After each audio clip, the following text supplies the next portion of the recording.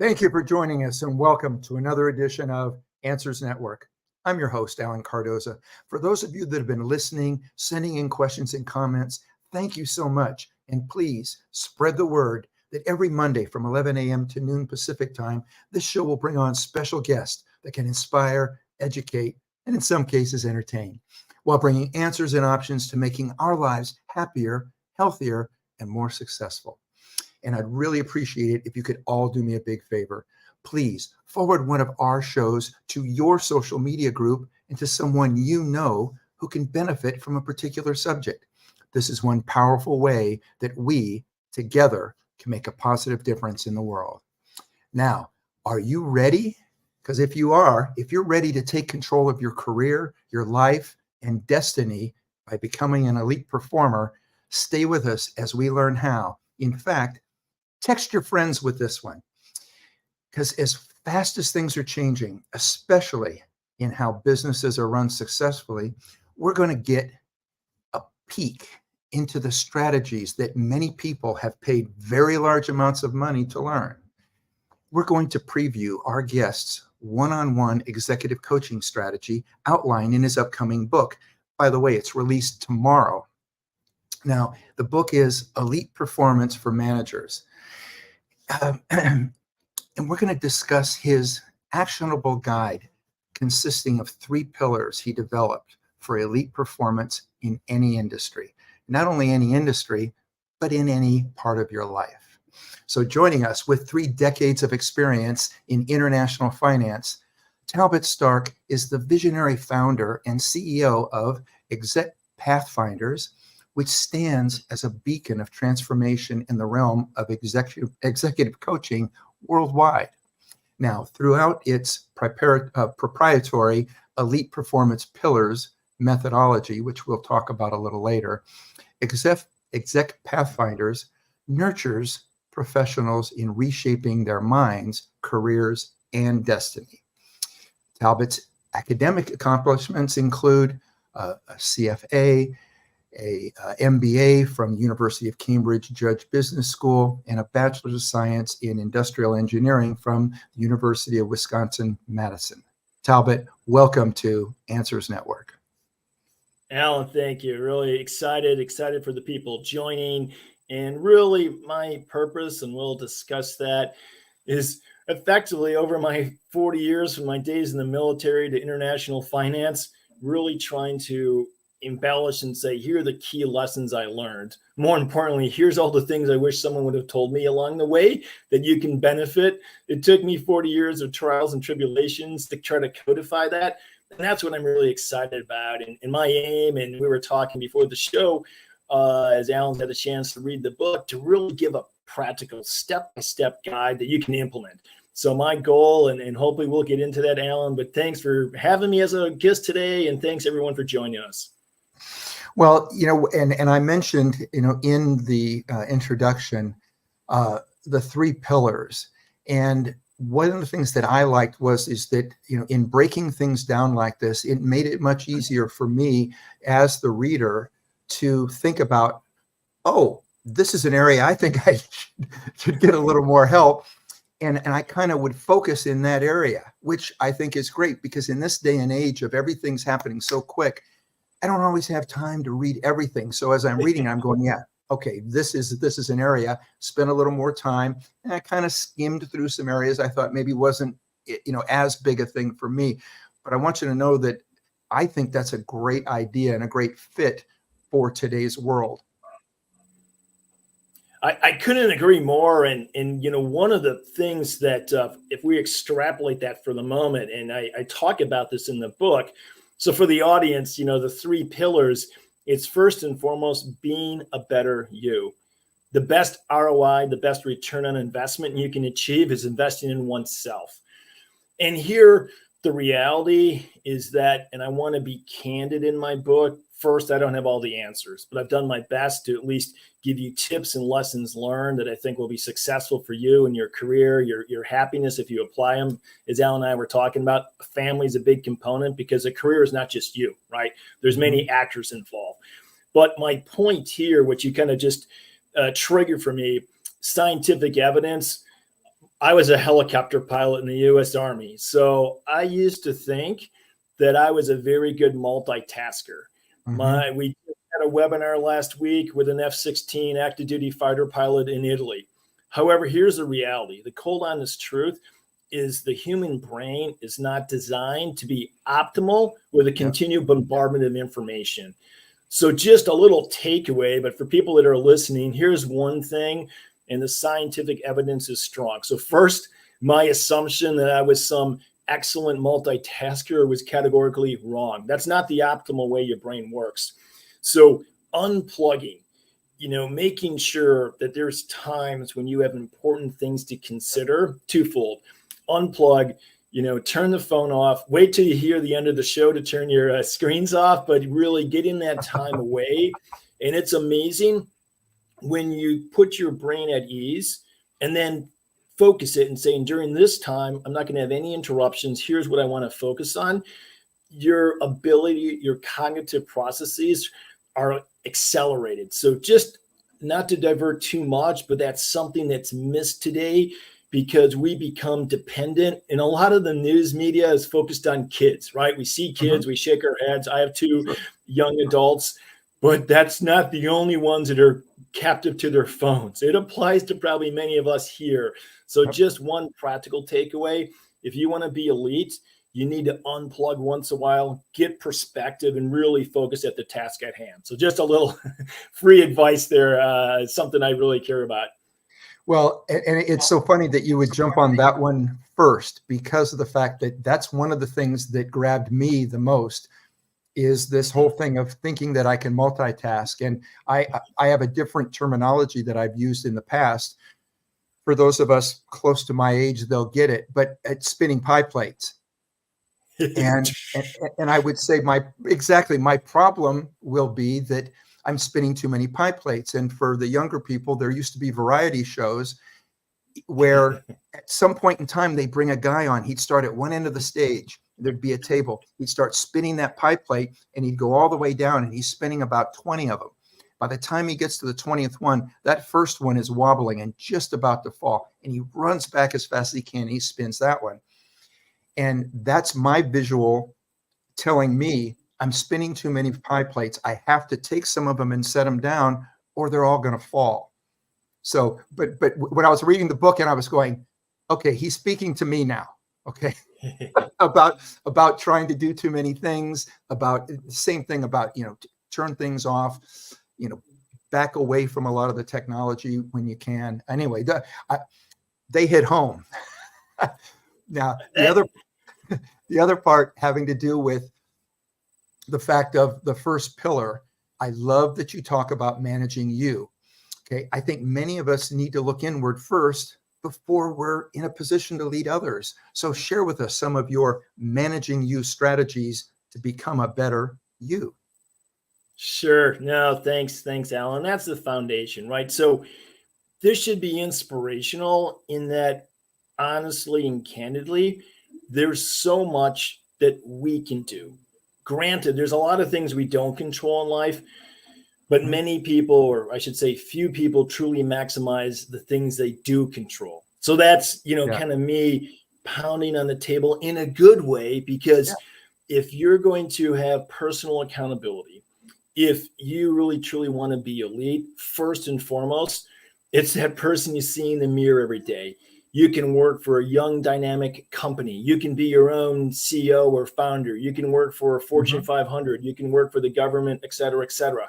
You can have amazing managers. I've been blessed with many in my career. You can have HR partners. You can have mentors. You can even have a coach. But here's the most important thing. You and you alone are responsible for managing your career. So first you have to own it. Now, what do we need to do? So one of the things I do with any executive client I take on, I ask them respectfully to be a lawyer, meaning for the next 2 weeks, with no conscious bias, simply denote where you spend your time and how you spend it every half an hour. Spreadsheet, old school writing, whatever suits you. If you want to be elite, do that from the moment you wake up. And without fail, 2 weeks of observations, we'll get back on a call like this. and the patterns you see and what things, depending on whatever context. I understand many of us in the corporate world, there's meetings we host or meetings we have to go to.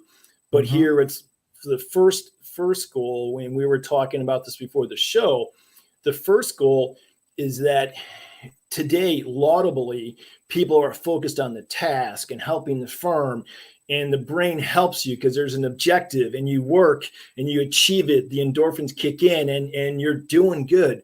But here's the caution sign. Here's the yellow flag if you're on the racetrack, is that first and foremost, you can't be 100% task or tactically focused, even though, and here's the tricky part, and I never wanted to put good people in harm's way in their career, meaning these are well-intended, dutiful, hardworking people, but no one's tapping them on the shoulder saying, pause. You need to unplug, get perspective, and spend 5 to 10% of your time strategically managing your career. Now, let me link a couple things because I'm going a bit fast. So I would, for me, the most valuable asset we have is time. We're all allotted the same. Every day we get 24 hours. Alan, for you, for me, our loved ones. So going through where do we spend our time and really critically analyzing that for a 2-week period, you can make changes. The first thing I would advocate if you want to be elite is carve out 30 minutes a week, twice, to find that time when you can ideally unplug and really strategically get some distance and manage your career. So it's adjusting your schedule. Now, digging a little deeper in being a better you, most of us can probably know we're February in 2024. If you're a fiscal calendar year, you know your new budget, you know the number, you know your targets, you know all these things. Understood. But not everyone, and I have it on my phone, what's your personal goals? I call it the life performance matrix, meaning what's the metric? How can I assess personally where I'm spending my time if I don't know what's important to me and I define that? I.e., you can be the best marksman. If you can't see the target, you're not going to hit it. So, and I try to keep things simple. I love the work that MIT does, and it was quite consistent with the things I learned in the military, that on average, most people cannot remember more than 3 to 5 things related to a specific topic. So the quick homework assignment, and Alan, you've probably seen it in my book, and I'll be open with everyone here in the audience. Define those things in your life, those three to 5 areas that are most important to you. I'm not prescriptive. It's just think about it. For me, I'll share. For me, it's my faith, it's my family, my fitness, and my career. And then those are the rows, if you will. And then next to that, the next column, I have 3 to 5 objectives, kind of on a 6-month rolling basis for those 4 things. And it's just trying to keep it simple, trying to minimize the number of plates you have in the air, because it's great on the talent show for those that remember back in the TV days. But for your life, I believe focus yields results. So if you're starting to put things together, understand where you spend your time, take a deliberate action to, if it's important to you, then take time to manage your career, 2 half-hour segments. If you're not investing that amount of time in your career, I would question you. How successful do you think you're going to be if you don't spend any time to do it, right? Just like my putting game, Alan, when we get out and play, you seem like a nice guy, and my drive's respectable, my short game, but you may or may not say something, but my putting game needs some work. But how realistic is it for me to think my putting game's going to miraculously improve without any time? Same thing for your career. Yeah. So I said a lot there, Alan. So let me pause and I'll hand it back over to you. Well, and I think it's a great point that many of us don't put the amount of time that we should. So at times, and I know you mentioned the fact that you talk about there's science behind a lot of this. So you've done a lot of research. How much time do most people actually dedicate to their career? And how much time should we be doing it? Sure. Now, good questions. And again, with the companies or clients I work with, first and foremost, there's a big difference between knowing and doing.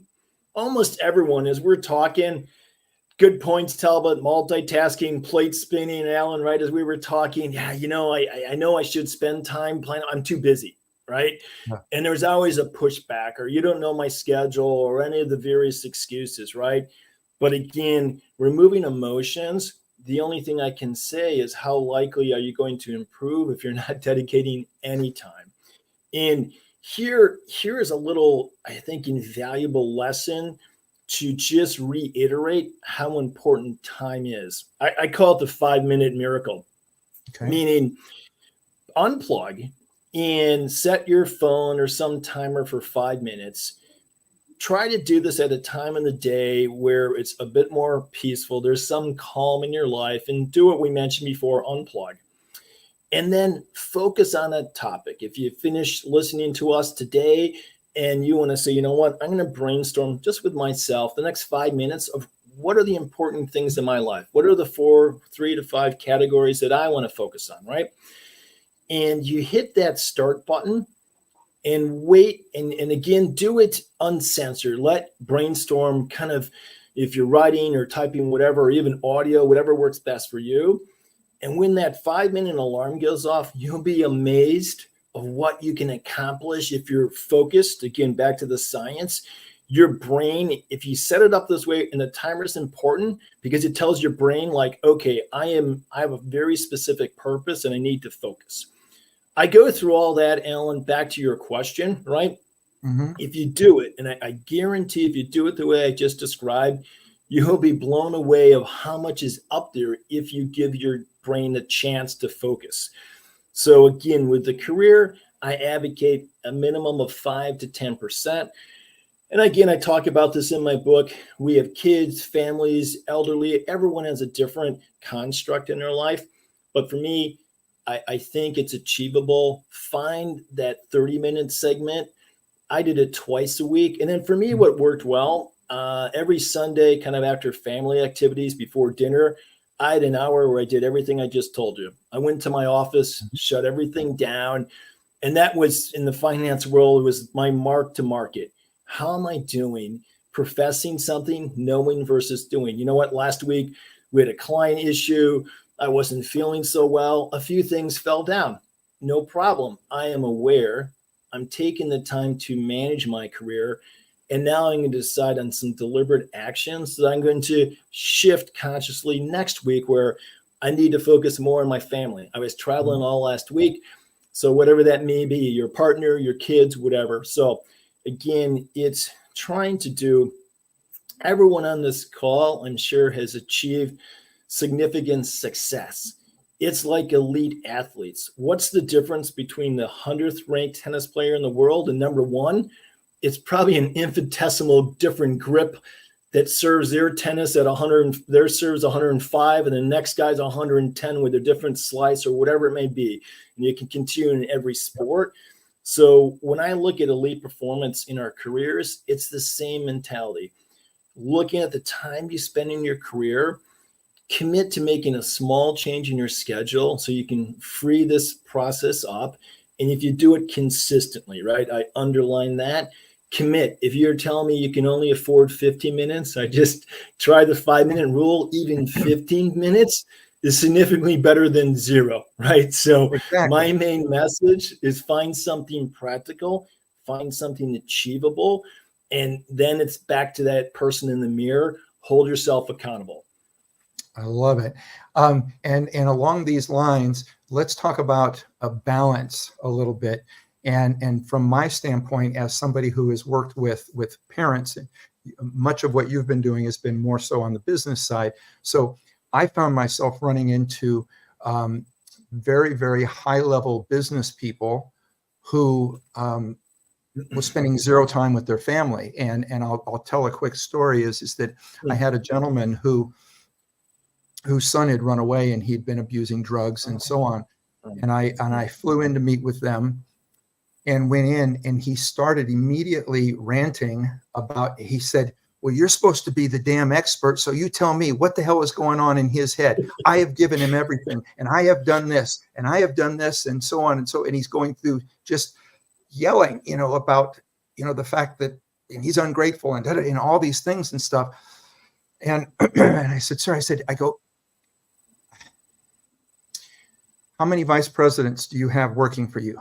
And he looked at me, he went, I don't know, 30? He goes, what the hell does that have to do with anything like that? And I said, you've just explained that you have given your son everything, and that now at 15 years old, you have set some parameters because it got out of control. He goes, yeah, so? And I go, what would your 30 vice presidents do if you all of a sudden changed the rules on them? Would they leave?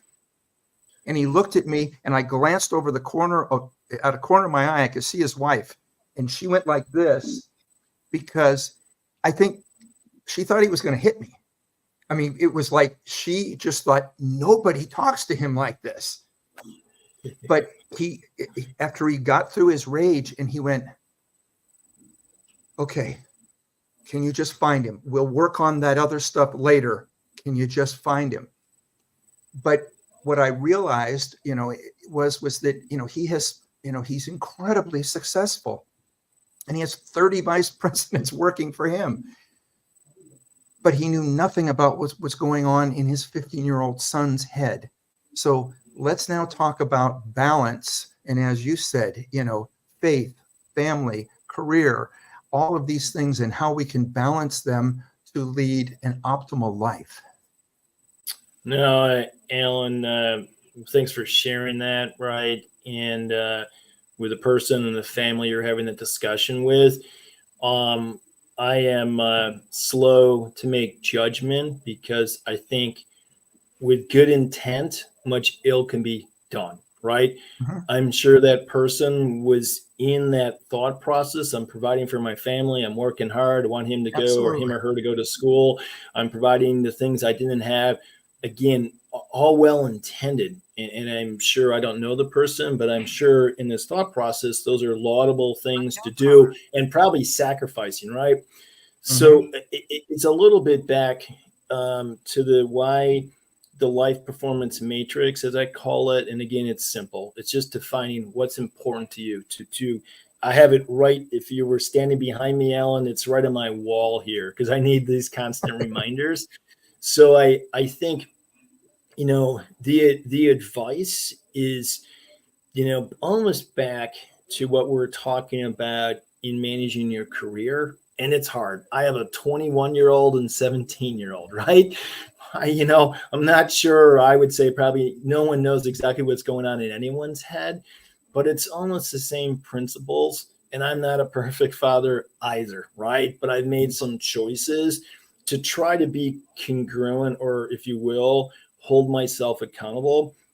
And again, you have to believe it, right? If I profess, or I believe that I think my family is important to me, right? So then if it's back to where do I spend my time? And there's ways, okay, quality time or whatever, but there's ways, again, if this is important to me and I'm in control of my life, the executive that he's obviously competent individual in the corporate Mm-hmm. workplace.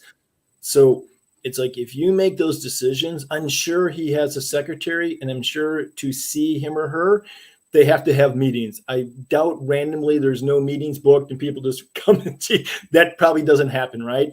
So it's kind of that same thing. If you need to the relationship with your children are important, then make that commitment to be flexible, but make a commitment on what's going to work with them, right? Try to find that dialogue. Some of the things we do with our family, this is the Stark family. You can make your own judgment, but we got a lot of people going a lot of directions, So we try to have a little conference call. Maybe some of you might think that's ridiculous, but we're dynamic and going places. But again, I try to make it something that I know everyone knows how to use the phone. We find a common time, and there's no excuse, right? Unless there's an emergency. So I think it's, in sharing that story, Alan, it's deliberate actions, right? Take those, if the workplace, your success, your professionalism, your aspiration to be elite as a manager in the corporate world, take some of those same qualities. I'm sure if you're successful, you don't skip meetings, you don't show up late, right? It's Mhm. no different with your family. If they don't see that commitment or prioritization, no different than bosses that kindly continually cancel the opportunity when you want to have a meeting with them. How do you feel? And it's, how does the other see oneself, right? Right. So my advice is just actions speak louder than words, if that's helpful. Oh, it's incredibly helpful. And as you were saying that, I was kind of thinking of like a catchphrase type of thing, which is, you know what? If as a manager, if you couldn't imagine yourself just skipping meetings, then don't skip your kid's ball game. Then don't skip their ballet recital. Don't skip those things either. Now we're speaking with Talbot Stark. We are talking about his new book, Elite Performance for Managers. We're going to take a break. We'll be right back. Conflict International are experts at uncovering the truth. Our specialist team has decades of experience in providing a range of bespoke investigation and intelligence services to companies and individuals. Whether you need professional screening or background checks of employees, due diligence of potential clients or business partners, asset tracing services, or surveillance, Conflict International has a rapid response team on hand to get you to the heart of the matter. Our key strength is in our global capabilities. We can tap into an extensive network of trusted professional investigators based in most jurisdictions worldwide, enabling us to go almost anywhere a case takes us. Conflict International has decades of experience with a diverse range of skills among our team, developed from backgrounds in military and security intelligence services, as well as practiced lawyers. Visit our website today at conflictinternational.com to find out more about our services. That's conflictinternational.com. Global reach, local knowledge. We're speaking with Talbot Stark, and we are talking about his new book that is going to not just help you in your career, but it's going to help you with your life. Talbot, one of the things that I really liked in the book, because I hadn't thought about it before, which was you talk about delete delegation and replace with partnering. Okay, I think it's a great concept.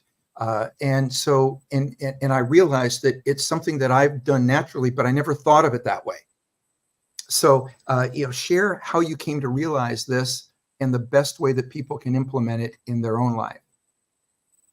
Sure. Thanks, Alan. So I think my experience in writing a book, it's been really interesting, but my aim was I needed to let my guard down, right? There's colleagues I've worked with for 2 decades that'll be reading my book or seeing this interview, but I wanted to be genuine and authentic. So I'll tell you that I would say in the first, decade or so of my career, I struggled with delegation, right? Not that I didn't understand what it meant, and I also knew implicitly I can't do everything. So I was putting, if you will, my own ceiling on my career to advance it. But however, even understanding the consequences, I struggled. Why did I struggle? At least for me, is that how could I manage the quality control and you're kind of short these options if I'm running the group or the team or whatever. If I'm responsible for the quality. So how do I mitigate delegating but ensuring that we have consistent quality control?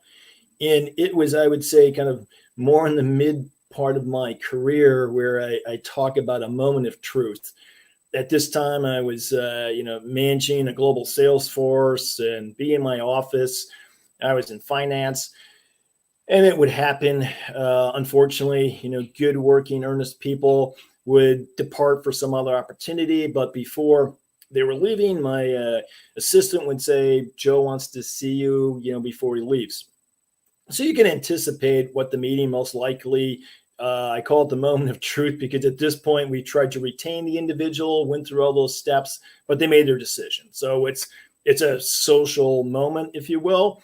So there'd be the ubiquitous really things depending on, maybe I hired them, we're part of the hiring process, or we work together. So, hey, really thank you for the opportunity, your support, love the time at the bank, but we can all anticipate the but, right? So all the platitudes, and then there's the but. And this is what troubled me. Honestly, 8, 9 times out of 10, whatever that answer was is like in a realistic time frame, we could have accommodated that for someone we wanted to keep.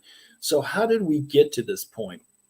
And that's where I realized, back to unfortunately that person in the mirror, I was to blame in that the quality of the dialogue, that somehow my team, myself, I didn't put this person in a position of comfort to be honest.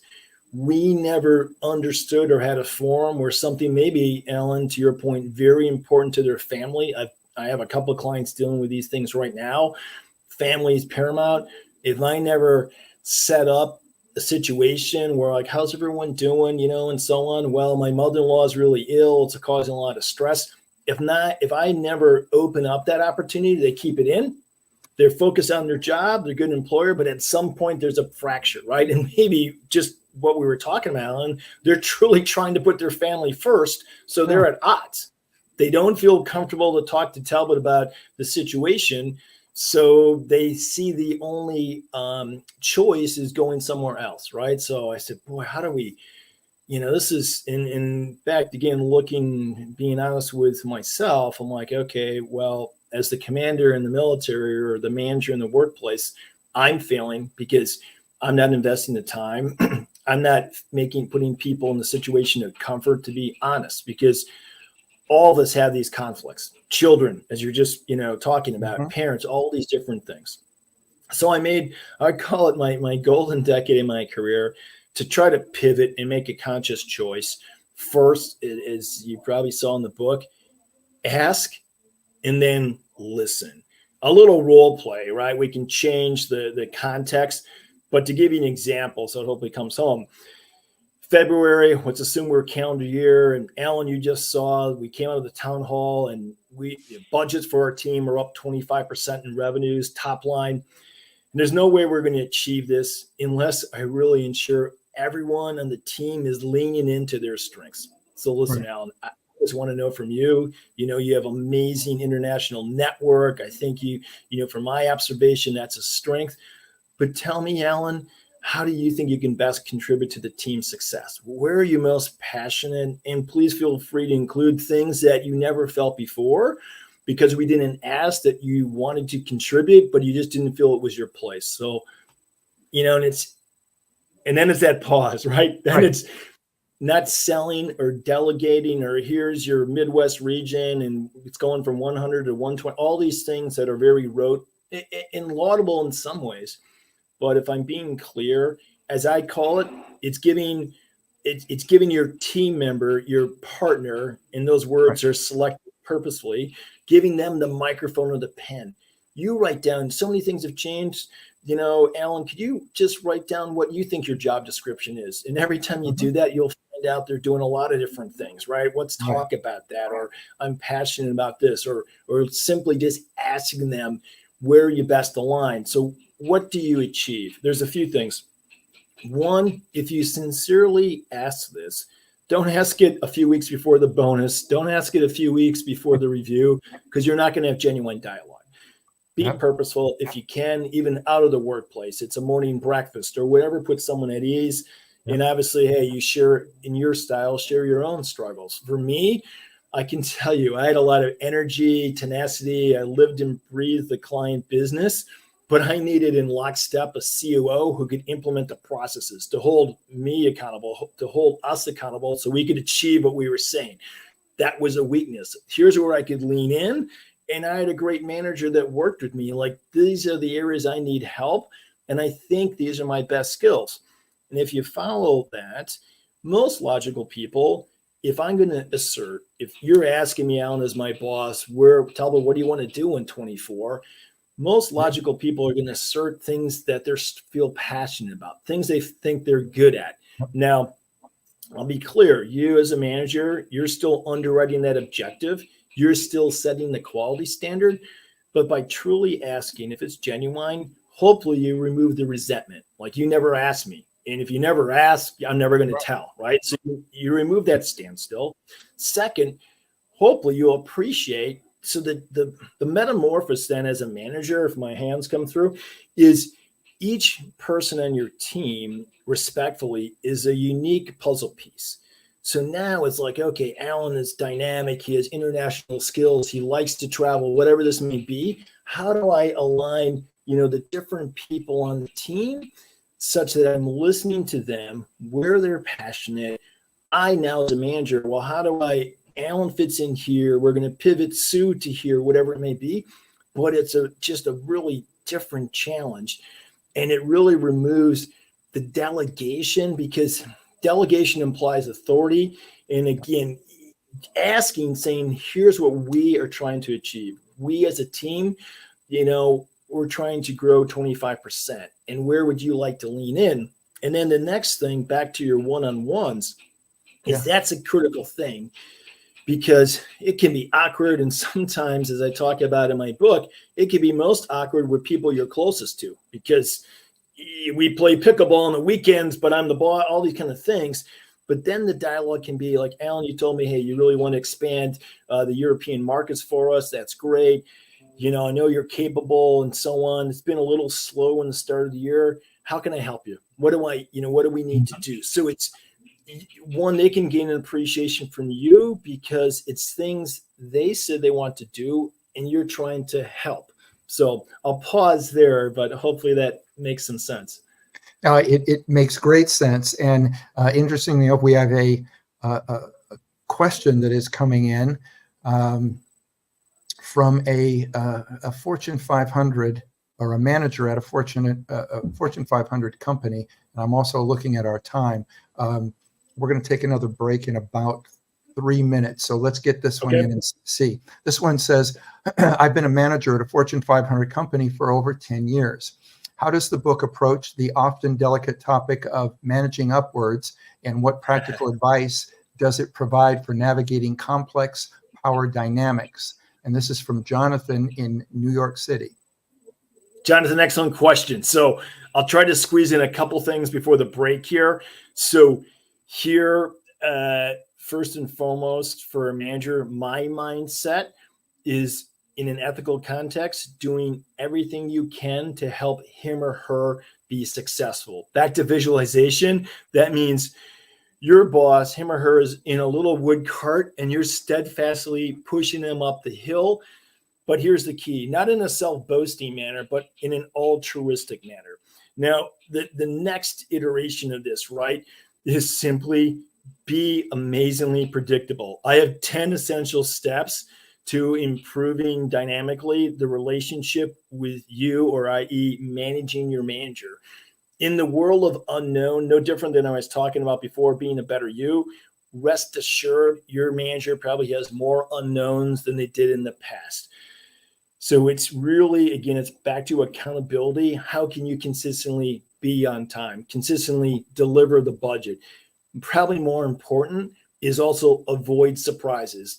Be that person that there's big expectations. First quarter, you're going to close this large deal, and you're looking out over the horizon, and you knock on your boss's door or email or whatever the communication is saying, Alan, we're really trying hard, but I wanted to bring this to your attention. I'm concerned that we may not close this deal in Q1, and I want to, confide and give you the update and see, what strategies you could, help us, because I don't think, if you're counting on this, we had 100% probability in the funnel we're going to close. That's not the situation. So it's really, again, being predictable in every manifestation thereof, right? Be the eyes and ears, form a core area of competence. And this is the thought process. You're at a Fortune 500. So Jonathan, what are your boss's goals? You probably know those. Then what are your boss's goals? And then we haven't talked about your personal brand, but who you are, being true to you. I call it the right angle rule. And then how do you purposefully make sure the things you're leaning in on, being a partner with your boss, not only help your boss, but help your boss's boss. So that's a super compressed answer. Maybe we can go into it more after the break, but I would just stress 2 words: amazingly predictable. And it's your own personal accountability. Back to the last thing I'll mention on the Sundays, for me, it was my personal accountability of what I achieved. And I would, in bullet point format, send that to my boss every Sunday. Here's what we did. Here's things I'm looking to do next week. Here's a couple things I need to talk to you at some point, right? And every boss is different. You got to find the cadence, but don't underestimate how busy they are. That succinct message is like, okay, for him or her, they know Monday, whatever your role is, like this is a quick snapshot, or in the military, we call it sit rep of what's going on. And I'll go to our commercial break and we can pick up more after the break. That sounds great. And so when we come back from this break, I want to shift. We're going to be following a question that you answered for someone who's been 10 years in a position. I want to go into some advice that you'd give for somebody that's maybe just starting their career or venturing into a new one. So we'll tackle that when we come back. You're listening to or you're watching Answers Network. Having a teenager at risk who is going through a traumatic experience can be difficult on parents, siblings, and all who are working with that young person. No family should have to go through this process alone. West Shield Adolescent Services is here to ensure you don't have to. Many of the psychologists and psychiatrists we work with have spoken about the stress families go through. Not just the young person, but the parents, needing to get their child to a program where they can get the help they need. West Shield aims to lessen that stress. Every case goes through a thorough intake process with one of our knowledgeable, compassionate intake coordinators. We want to know the likes, the dislikes, and the fears of each child. This important information is taken into consideration when choosing the best suited team member for each individual teenager. West Shield agents come from all different walks of life, giving us a diverse group of team members to ensure a personalized, compassionate experience for every teenager. This allows us to make certain every young person we work with gets to the chosen program in the best possible state of mind. We contacted over 600 of the youth we've worked with in the past to see where they're at now. 97% of these individuals told us how much their lives had improved, that they had better relationships with their friends and families, had gone on to marry, have kids, and were now using the skills they learned in their program to raise their own children. Our role of transporting at-risk teenagers is a vital step in the process of ensuring a youth's ability to thrive in their new environment, and is a role we don't take lightly. The recovery process can be a long one, but like any journey, it started with a single step.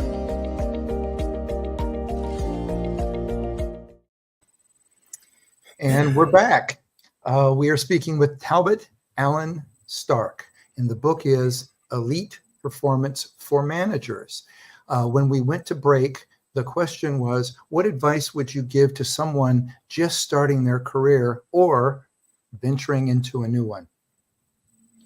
Sure. So I think just starting your career, it's a difficult transition. If you're coming from the university world, demanding, but it's a different structure. There's a syllabus. You've been doing it for 4 years, lots of pressure. But in the work world, depending where you're entering, most likely it's going to be a whole new, different vocabulary, almost like learning a foreign language.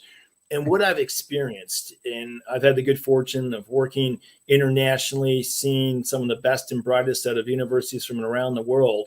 So no doubt on the academic pedigree, it's there.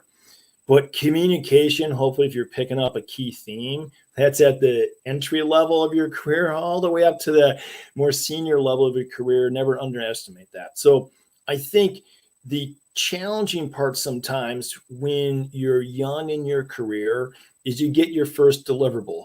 Maybe you understand about half of it. You're probably doing better than most because it's intimidating. You're sitting with your project manager, or your boss, or their boss, or you're getting the brief, and the inclination is you want to accommodate and appease. So it's yes, Alan, okay, yep, I'm on it. I walk out and I don't really understand everything, but I displayed a good attitude. Again, you have to get the EQ awareness is probably first and foremost of just really understanding. Again, those situations going to require kind of reading different people you don't know. But here's my first advice. Maybe there's some peers, some people closer to you. Have that debrief. I'm supposed to do this project or evaluation for a company. What are the techniques you use? Really making sure that you understand the mission. And then the next part is keeping your boss updated. And again, you have to find the right rhythm in something that some of you may raise eyebrows, but I really believe in modeling, meaning really taking note to the specific context or how people on emails. Some people want the bottom line up front. They just don't have much time. Some people want you to stop by your office. Again, I don't know the medium. You need to reach out, hopefully with some colleagues that can help you, but figure out a way to keep your manager apprised of how you're doing. I've had it happen to me, unfortunately, too many times where well-intended people young in their career, they're working hard and I'm busy or traveling. And then I'm looking for that deliverable. I land in wherever. And when it comes, that's the first time I've seen it in 4 weeks. It's so far off the mark that's not a good situation, right? So it's making sure, find the right way, be courageous enough to ask that. Alan, just what's the most effective way, time efficient way I can keep you updated on my project? You ask that question, and it doesn't come natural, right? You're not challenging your boss. Hopefully they're going to respond in that, whatever it may be. Keep your project manager briefed, or hey, send me whatever it may be. Ask that question, so at least you're cognizant of knowing it's important to keep the people asking me to do this informed. And you're new in your career. Every company has its own culture. How do they, format? What's the steps? Are you proving a physics formula where they want to see all of the work, or are they happy to get to the, these things? Again, it's intimidating, but my main point here, early in your career, make sure you understand the mission, find the combination of peers, and then ask your manager, what's the best way to keep you informed of the progress? And what I get from that is that be it in your personal relationship or be it in your business relationship, communicate. No, that's actually, and Alan, and then right, it's communicate, and then the EQ has to be high too, right? So it's that it's a hard thing, and again, I have empathy, young in your career, because you don't want to be bothersome and so on. So definitely don't give them an update every hour on the hour. That's maybe too much, but communicate and then kind of find that rhythm. But that's it. Find that effective communication that's going to kind of work best for both you and your manager. I love it. And I wish that we had more time. So what I do want to do is, what is the best way that people can get a hold of you? Best way that people can get a hold of the book? And I know that you're doing something special for people that, that buy it tomorrow, that order it tomorrow, because tomorrow is the launch date. I know you're doing something special. Share with that, because I love what you're doing. Sure. Thanks, Alan. So there's a couple ways of getting a hold of me. Our firm is Exec Pathfinders. You probably see it on the screen, but it's execpathfinders.com. You can see our website with our contact email, which is the same, execpathfinders@gmail.com. I am out there on social media, predominantly in LinkedIn. If you check out Talbot Stark, I actually have a live LinkedIn event tomorrow, 9 a.m. Pacific time, noon out on the East Coast, for the announcement of my book with a really neat guy from Silicon Valley, Ken Burke. So we've teamed up on some things. And I'm a veteran. We didn't talk about too much about my time in the military, but it's a special place in my heart for the Wounded Warriors Project. So tomorrow, with my publisher, effectively books are discounted about 50%. So $9.95 for a paperback, $15.99 for a hardcover. And every book sold tomorrow, I'm going to make a donation to the Wounded Warriors Project, because it's just a special place in my heart, and it should hopefully, be inspirational for all of us, because those days that I feel sorry for myself, it helps me get a bit of perspective, because there's people that are, insurmountable challenges and they're achieving those. So that's how you get a hold of me. Tomorrow, if you know anything about Amazon, it's all about momentum. Again, I genuinely think the book will be valuable. It's step-by-step and practical. So if you're moved and want to help change your life and your career, and maybe for others, go on to Amazon. It's Elite Performance for Managers. Yes. And again, it's not just a book for business managers. It helps with everything. It's going to help manage your life. Talbot, thank you so much for coming on. And thank you for everything that you're doing.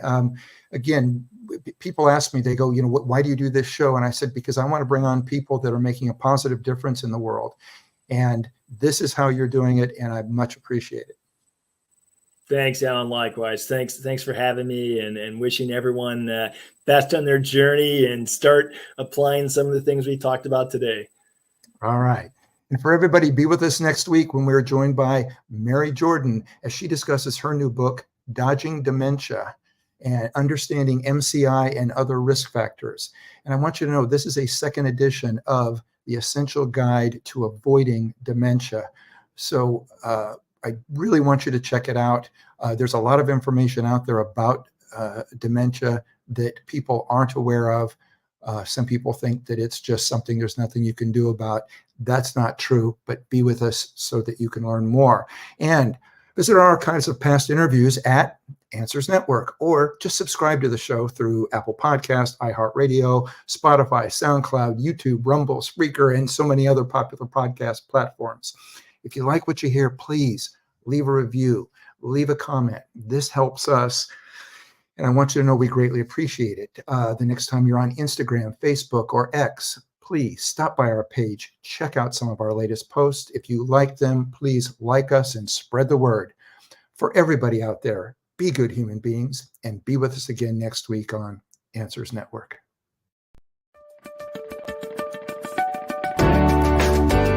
You're listening to Answers Network with Alan Cardoza, only on LA Talk Radio.